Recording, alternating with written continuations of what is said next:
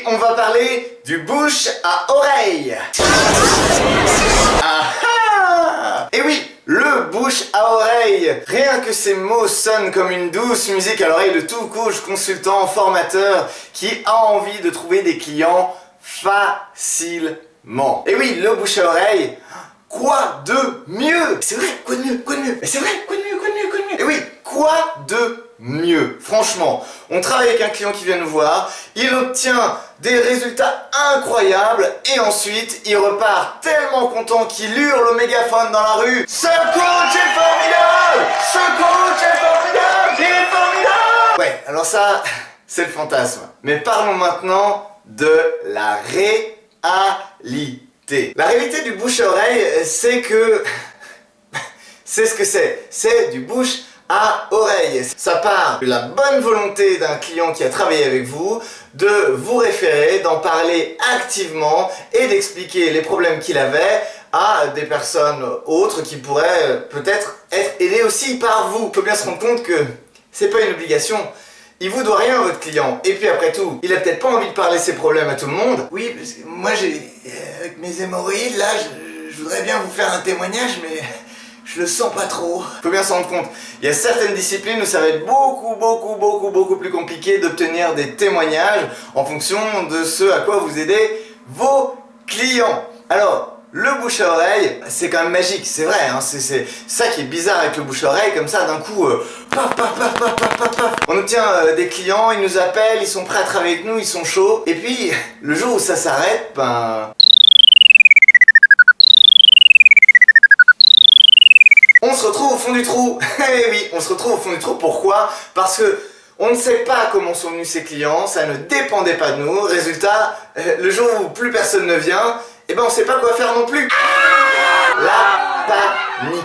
Alors le bouche à oreille, moi je crois que ça vient clairement d'un rêve, d'un fantasme, voire d'une projection sur le médecin généraliste. Cet homme tout puissant que l'on vient voir pour régler les problèmes en un coup de prescription et en plus c'est remboursé. Si vous êtes coach, consultant, formateur, thérapeute, et à moins que vous viviez dans un pays comme la Suisse où les thérapies et accompagnements alternatifs sont remboursés, il faut bien vous rendre compte que vous n'êtes pas un médecin généraliste.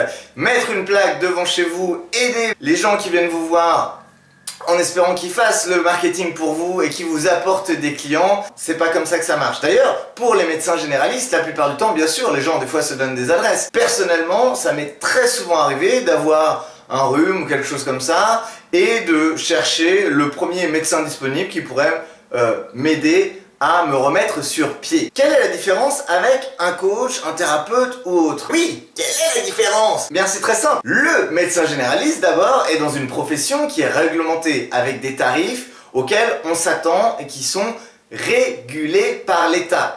En plus, ils sont remboursés et on a beau dire, mais lorsqu'on va voir un médecin, on sait très bien pourquoi on y va. Est-ce que c'est aussi clair pour vos clients? Qu'est-ce que tu veux dire, Cédric? Est-ce que c'est aussi clair pour eux? S'ils viennent vous voir, est-ce que vous commencez à leur étaler votre boîte à outils en leur disant alors je fais de l'EFT, je fais de l'hypnose, je fais de la sophro, je fais de la technique énergétique, je fais Meissner, je fais... Ça vous intéresse? La plupart du temps, c'est pas clair. On ne comprend pas ce que font la plupart des coachs, thérapeutes. Pour les consultants, peut-être un peu moins. Formateurs, on comprend un peu plus. Mais il faut absolument que ce soit clair. Le bouche à oreille et passez votre temps à prier, attendre que les gens viennent à vous.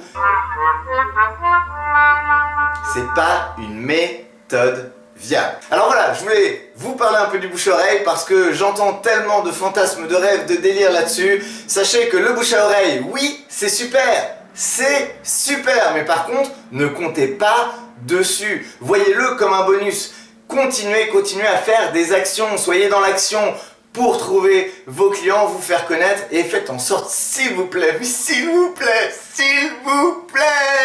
faites en sorte que les gens comprennent ce que vous faites. Voilà, je vous remercie de votre attention et je vous dis à très bientôt pour une prochaine vidéo.